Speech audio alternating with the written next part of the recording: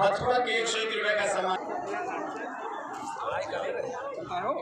हाँ बोल रहे हेलो हे भैया एक चालू करा एक चालू कर था बस।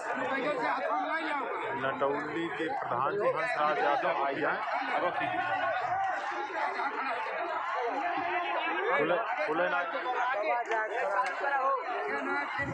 चालू। हेलो हाँ भाइयों, आप लोगों से निवेदन है कि आप लोग उत्तर दक्षिण लाइन लगाएं, लेकिन बीच में आने जाने के लिए थोड़ा सा रास्ता छोड़ दीजिए, नहीं बरसने वालों के लिए बहुत ही प्रॉब्लम होगी।